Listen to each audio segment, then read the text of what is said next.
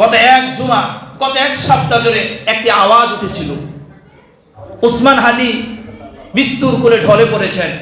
কিন্তু উসমান হাদীর পরিবারের মধ্য থেকে তার একেবারে কলিজার প্রিয়তমা স্ত্রীকে আমরা কেন মিডিয়াতে দেখি না? তার স্ত্রীর সাক্ষাৎ কেন আমরা মিডিয়াতে পাই না? সোশ্যাল মিডিয়া এই বক্তব্য ভরে গিয়েছে, চৈচির হয়ে গেছে, তোলপাড় শুরু হয়ে গেছে। উসমান হাদীর ওয়াইফ কি এই অন্যায়ের সাথে কালেকশন ছিল কিনা, যুক্ত ছিল কিনা? সূত্র মতে, তথ্য মতে পাওয়া গিয়েছে উসমান হাদীর যিনি প্রিয়তমা স্ত্রী ছিলেন, তিনি একজন পদ্মানসিনী স্ত্রী ছিলেন। তিনি বলেছেন, আমার স্বামী যাই কিছু হোক সেটা আল্লাহ তাআলা ফয়সালা করবে, কিন্তু আমি কখনো পদ্মাকে বল খেলাফ করতে পারবো না, আমি পদ্মার বাইরে যেতে পারবো না, আমি মিডিয়ার সামনে গিয়ে আমি আমার স্বামীর পক্ষ কথা বলতে পারবো না, কারণ আমি যদি পদ্মার বাইরে যদি যাই তাহলে আল্লাহর কাছে জবাবদিহি করতে হবে। আপনি একবার চিন্তা করুন, উসমান হাদী কেমন স্ত্রী পেয়েছিলেন, যে স্ত্রী তাকে ভালোবাসা, আদর, সোহাগ দিয়ে তাকে ধীরে ধীরে করে তাকে শক্তিমান করেছিলেন। আমি প্রায় জুমাতে বলি, আপনার স্ত্রী যদি আপনাকে সাহস যদি না জাগায়, আপনার মা যদি আপনাকে সাহস যদি না জাগায়, আপনার প্রিয়তম স্ত্রী আপনাকে যদি জিহাদের ময়দানে যাওয়ার জন্য শক্তি সামর্থ্য যদি না দেয়, তাহলে একজন বীর পালওয়ান দুর্বল হয়ে যাবে, ঠিক কিনা? কেন? ঘর থেকে আপনি দিনের কথা যদি না শুনতে পারেন, ঘর থেকে যদি আপনি যদি শক্তি না পান, তার বাহিরে গেলে আপনি দীপ্তময় কণ্ঠে, সাহসীময় কণ্ঠে কথা বলতে পারবেন না। উসমান হাদীর ছোট্টময় একটা সন্তান রয়েছে, আমরা দেখেছি আন্দোলনের সময় তার সন্তানকে সে কাঁধে নিয়েই আন্দোলন নেমেছিল। বলছি আলহামদুলিল্লাহ। উসমান হাদী বলেছেন, আমার সন্তান আমি যদি মারা যাই, আগামীতে আমার সন্তান এই উসমান হাদীর মতন, আমার মতন তাকে আল্লাহ তাআলা যেন কবুল করে। বলছি আল্লাহুম্মা আমিন। এই জন্য আমাদের ছেলে, আমাদের মেয়ে, আমাদের প্রিয়তম স্ত্রী, আমাদের মা, আমাদের বোন, তাদেরকে দ্বীনি শিক্ষায় শিক্ষিত করতে হবে কি হবে না? উচ্চ আওয়াজ দিয়ে কথা বলি, দ্বীনি শিক্ষায় শিক্ষিত করতে হবে কিনা? বিশ্বনবী জনাবে মুহাম্মদুর রাসূলুল্লাহ সাল্লাল্লাহু আলাইহি ওয়াসাল্লাম বলেছেন, ইলম হচ্ছে তিন প্রকার। আলোচনা যদি বুঝে থাকেন জবাব দেন, ইলম কয় প্রকার? ইলম তিন প্রকার। এক নম্বরে ইলম হচ্ছে আয়াতুম মুহকামা, সরাসরি আল্লাহ তাআলার কোরআন থেকে যে শিক্ষা গ্রহণ করা হয় সেটাকে বলা হয় আয়াতুম মুহকামা। দ্বিতীয় নম্বর ইলম হচ্ছে আও সুন্নাতু কাইমা, নবী মুহাম্মদুর রাসূলুল্লাহ সাল্লাল্লাহু আলাইহি ওয়াসাল্লামের সুন্নাত যেটা প্রতিষ্ঠিত এবং স্বীকৃত। তৃতীয় নম্বর ইলম হচ্ছে আও ফারিদাতুন আদিলা, আই ফারিদাতুন আদিলা, যেটা কোরআন এবং হাদিসের নির্যাস থেকে বের হয়েছে, কোরআন এবং হাদিসের গবেষণা থেকে যেটা বের হয়েছে, যেটাকে ইসমা বলা হয়, সেই শিক্ষা নবী মুহাম্মদুর রাসূলুল্লাহ সাল্লাল্লাহু আলাইহি ওয়াসাল্লাম তিনটি ইলমের কথা বলেছেন। আমি আবার বলি, এক নম্বর ইলম হচ্ছে আয়াতুম মুহকামা, যেটা সরাসরি কোরআন থেকে শিক্ষা। দ্বিতীয় নম্বর ইলম হচ্ছে আও সুন্নাতু কাইমা, যেটা নবী মুহাম্মদুর রাসূলুল্লাহ সাল্লাল্লাহু আলাইহি ওয়াসাল্লামের প্রতিষ্ঠিত সুন্নাত এবং স্বীকৃতি, প্রতিষ্ঠিত সুন্নাত এবং স্বীকৃতিপ্রাপ্ত সুন্নাত যেটা, এটা হচ্ছে দ্বিতীয় ইলম। তৃতীয় হচ্ছে আই ফারিদাতুন আদিলা।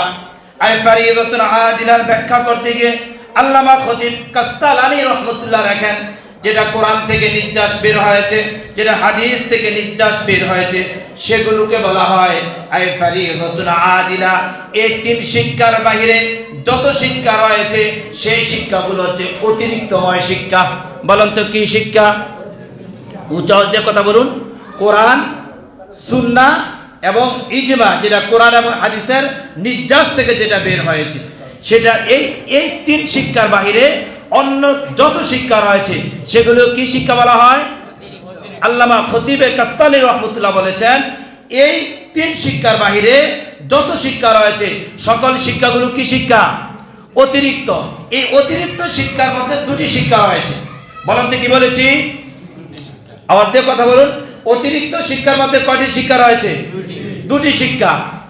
এই অতিরিক্ত দুটি শিক্ষাকেই জাগতিক শিক্ষা বলা হয়। একটা জাগতিক শিক্ষা হচ্ছে প্রয়োজনীয়, আরেকটা জাগতিক শিক্ষা হচ্ছে অপ্রয়োজনীয়। অর্থাৎ অতিরিক্ত যে দুটি শিক্ষা রয়েছে, এই দুটি শিক্ষার মধ্যে একটি শিক্ষা হচ্ছে কি? প্রয়োজনীয়, অর্থাৎ জাগতিক শিক্ষা। আরেকটা শিক্ষা হচ্ছে কি শিক্ষা?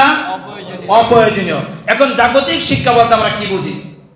যেমন এই যে ডাক্তার যারা পড়ালেখা করে, ইঞ্জিনিয়ার যারা পড়ালেখা করে, তারপরে যারা পাইলট হয়, যারা রকেট পরিচালনা করে, তারা এই কোরআন এবং হাদিসের শিক্ষার পাশাপাশি তারা জাগতিক শিক্ষাঙ্গনে পড়ালেখা করে। বাস্তব নাকি অবাস্তব?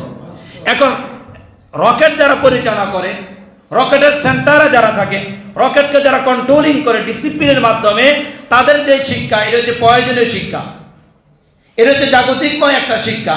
ডাক্তারি যে শিক্ষা, এটা হচ্ছে জাগতিকময় একটি শিক্ষা। ইঞ্জিনিয়ার যে শিক্ষা, এটা হচ্ছে জাগতিকময় একটা শিক্ষা। আপনার কাছে আমি জানতে চাই, এটা কি প্রয়োজন নাকি অপ্রয়োজন? বুঝাতে পারিনি।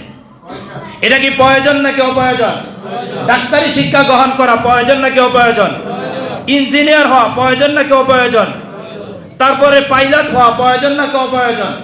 রকেট পরিচালনা করার মতো যোগ্যতা, হিকমা প্রয়োজন নাকি অপ্রয়োজন? এখন আসেন, আরেকটি শিক্ষা হচ্ছে যেটা অপ্রয়োজন, যেটা আপনার প্রয়োজন নাই, তারপর আপনি সেটা শিক্ষা গ্রহণ করেন। সেটা কেমন শিক্ষা? এই শিক্ষাগুলো বিজ্ঞানিক শিক্ষা। আরেকটি বিজ্ঞানিক শিক্ষা রয়েছে যেটা প্রয়োজন নাই, যেটা শিক্ষা এভাবে করা হয়, দ্য থিওরি অফ ইভলিউশন, যার মানুষ বিবর্তনবাদ, মানুষ বানর থেকে সৃষ্টি। এখন আপনার কাছে আমি জানতে চাই, আমরা কি থেকে সৃষ্টি, এটা কি আপনার দরকার আছে নাকি নেই? মানুষ বানরের তৈরি নাকি মানুষ কিসের তৈরি, এই নিয়ে তো আপনার গবেষণা দরকার নাই। আপনার শুধু গবেষণা একটা হবে, মানুষকে কে সৃষ্টি করেছে? উচ্চ আওয়াজ দিয়ে কথা বলি, কে সৃষ্টি করেছে? এটা কোন শিক্ষার মধ্যে রয়েছে? কোরআনের শিক্ষার মধ্যে রয়েছে। মানুষকে কে সৃষ্টি করেছে? আল্লাহ তাআলা সৃষ্টি করেছে। এই শিক্ষা কোথায় রয়েছে?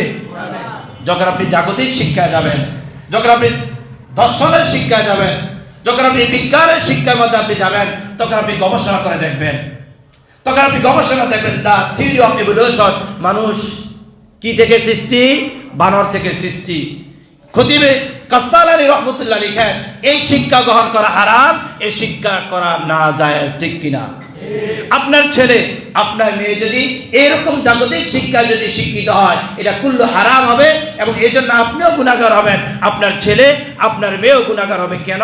তারা এই শিক্ষা কেন শিখলো? আল্লাহ তাআলা কোরআনুল আযীমের মধ্যে বলেন, আর রহমান আল্লামাল কুরআন খলাকাল ইনসান আল্লামাহুল বায়ান। উচ্চ আওয়াজে বলছি আল্লাহু আকবার।